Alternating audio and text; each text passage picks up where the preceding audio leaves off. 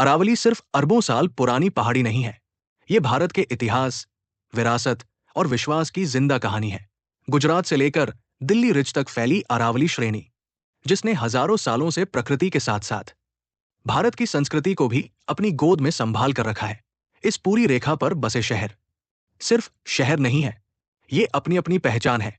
अहमदाबाद व्यापार और सभ्यता का प्राचीन केंद्र, उदयपुर झीलों के बीच बसा राजपूत गौरव, अजमेर धर्म और शौर्य का संगम, जयपुर राजशाही विरासत और युद्ध कला का प्रतीक, अलवर अरावली की गोद में पला वीरता का शहर, और दिल्ली रिज राजधानी का प्राकृतिक कवच। इन पहाड़ों पर खड़े दुर्ग सिर्फ पत्थरों के किले नहीं है, ये स्वाभिमान और साहस के प्रतीक है। कुंभलगढ़, यही जन्मे महाराणा प्रताप, जिन्होंने महलों की जगह पहाड़ों और जंगलों को अपना सहारा बनाया।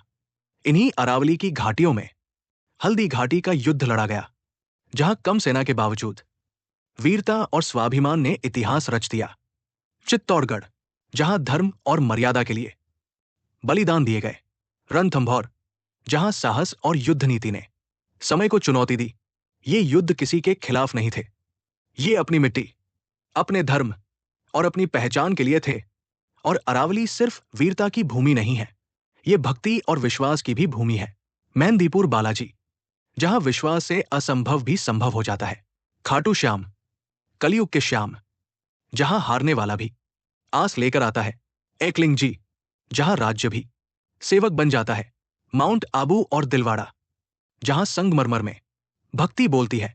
और अंबाजी, शक्ति की वो पीठ, जहां से आस्था का सफर शुरू होता है।